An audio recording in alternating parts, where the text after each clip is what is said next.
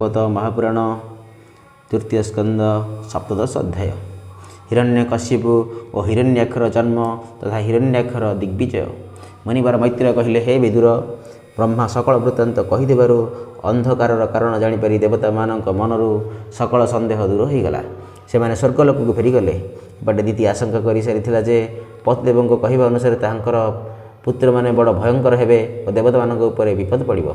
तेणु गर्भ होबार पूरा 100 वर्ष पर स्वाधी दीति दुईटी जाँला पुत्र जन्म कले। सेमाने जन्म होगा समय स्वर्ग पृथ्वी अंतरिक्ष अनेक प्रकार उत्पत्ति देखागला। तेणु लोके अत्यंत भयभीत होईगले।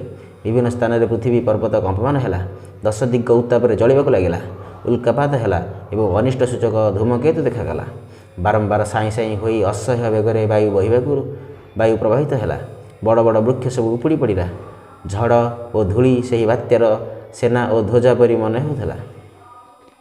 एत जोर रे बिजुली मारिया लगिला जे देखि मन है दैव थट्टाहास करुछि।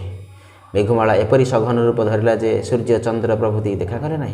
तेणु आकाश में घन अंधकार घटिगला। बाटघाट किछि देखागला ना। समुद्र आर्त लोकों परी कोलाहल करने लगिला।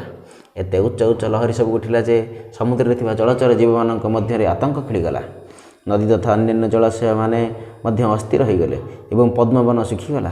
सूर्य चंद्रंकर बारंबार पराग ग्रहण लगिला एवं से माने चतुर्दिगरे मंगल सूचक मंडल देखागला। मेघ न थाई भी मेघ गर्जन शुभिला और गुंफा मानकरू रथचक्र चलला परी घरघर शब्द बाहरिला। गाँ गहली रे माई बिलुआ माने पाटिरू निआं बाहर करी अमंगल सुर रड़ी छाड़िले एवं सेमानक सहित पेचा और अंडीरा बिलुआ माने भी रड़ी छाड़िले। कुकुर माने उपरकू मुह करी केबे केबे गीत गाइबा परी केबे कांदिबा परी विभिन्न शब्द कले।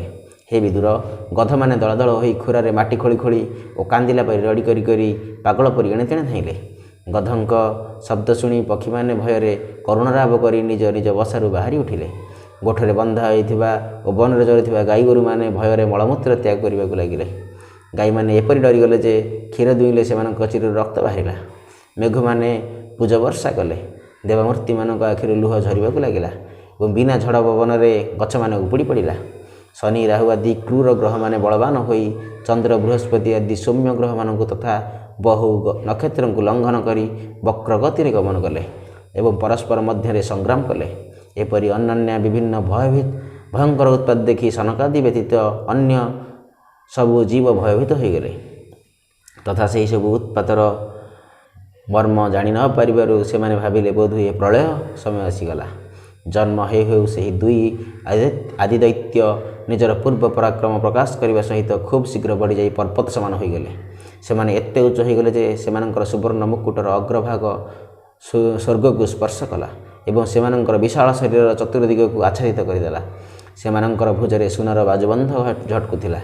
चलिला बेले सेमानंकर प्रति पदक्षेपरे पृथ्वी भूकंप हैला परी दोलायमान हैला एवं ठिया होइथिबा बेले सेमानंकर कटिरे जाज्वल्यमान दिशुथिबा मेखलार ज्योतिर सूर्य मध्य पराभूत होगा परी देखागला। से दुहें थिले जाला संतान। प्रजापति कश्यप सेमानकर नामकरण करदेले। जे तांकर वीर्य प्रथम दितिंग गर्भरे स्थापित होइतिला तार नाम हैला हिरण्यकशिपु एवं जे दितिंग गर्भरु प्रथम बाहरिला से हिरण्याक्ष नाम नामित हैला। ब्रह्मांक बରରେ मृत प्रति भय निर्भय होई जाइथिबारु हिरण्यकशिपु बड़ उद्यत होईगला। से निजर भुज बଳରେ लोक बलमानक सहित 3 लोक को निज अधीन करि रखिला। से तार सान भाई हिरण्याक्ष को बहुत भल पाउथिला और हिरण्याक्ष मध्य तार बड़ भाई को भल लागिला परी कार्य करुथिला। दिने हिरण्याक्ष गदाहस्तर युद्धरे अवसर खोजी खोजी जाई स्वर्गलोक रे पहुँचिला। ताहांको बेग बड़ असह्य होइथाए। ता पादरे सुनार नूपुर झंकार करुथाए। से गଳାରେ विजय सूचक माला पिंधि थाए एवं कांधरे विशाल गदा पकाई थाए। तार मनोबल और शारीरिक बल सांगंकु ब्रह्मांकर बरता को आहुरी मतुआला कर देइथिला। तेणु से सर्वथा निरंकुश और निर्भय हो विचरण करुथिला। गरुड़ को देखि साप मैंने जपरी भय कर लुचि जाती ताकू देखि देवता मैंने सेहीपरि भୟରେ जे जोंठी पारिले सेठी लुचिगले। ता तेजरे बड़ बड़ गर्वी इंद्रादि देवता मध्य लुचि जावाकू दैत्यराज हिरण्याक्ष बारंबार भीषण गर्जन करी फेरी आसिला। सेठारु फेरी सेही महाबली दैत्य जलक्रीड़ा करने मददत्त हाथी परी गभीर समुद्र में पशिगला।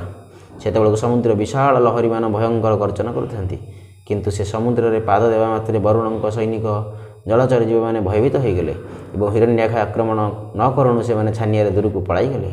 महाबली हिरण्याक्ष ବହୁ ବର୍ଷ ପର୍ଯ୍ୟନ୍ତ ସମୁଦ୍ରରେ ବୁଲିଲା ଏବଂ କୌଣସି ସମକକ୍ଷ ଯୋଦ୍ଧାକୁ ନ ପାଇ ସମୁଦ୍ରରେ ବାୟୁ ବେଗରେ ଉଡ଼ୁଥିବା ପ୍ରଚଣ୍ଡ ଲହରୀମାନଙ୍କ ଉପରେ ହିଁ ନିଜର ଲୌହଗଦା ପ୍ରହାର କଲା। ଏହିପରି ବୁଲୁ ବୁଲୁ ସେ ଯାଇ ବରୁଣଙ୍କର ରାଜଧାନୀ ବିଭାବରୀପୁରୀରେ ପହଞ୍ଚିଗଲା।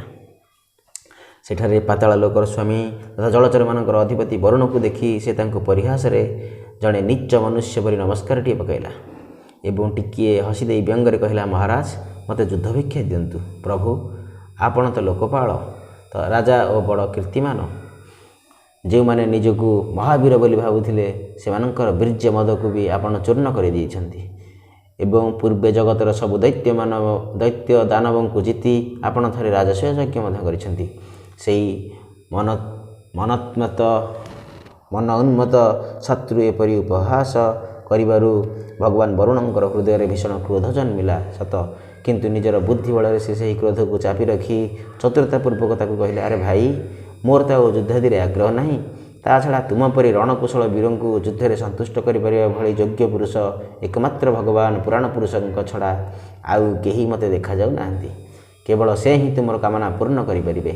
ତେଣୁ ତୁମେ ତାଙ୍କରି ପାଖକୁ ଯାଅ। ତୁମ ପରି ବୀରମାନେ ତାହାଙ୍କର ଗୁଣଗାନ କରିଥାନ୍ତି। ସେ ବଡ଼ ବୀର, ତାଙ୍କ ପାଖରେ ପହଞ୍ଚୁ ପହଞ୍ଚୁ ହିଁ ତୁମର ସବୁ ଗର୍ବ ଖର୍ବ ହୋଇଯିବ ଏବଂ ତୁମେ କୁକୁରଙ୍କ ମେଳରେ ବୀରଶଯ୍ୟାରେ ଶୋଇଯିବ। ତୁମ ପରି ଦୁଷ୍ଟକୁ ମାରିବା ନିମନ୍ତେ ତଥା ସତ୍ପୁରୁଷଙ୍କୁ ତାରିବା ନିମନ୍ତେ ସେ ଅନେକ ପ୍ରକାର ରୂପ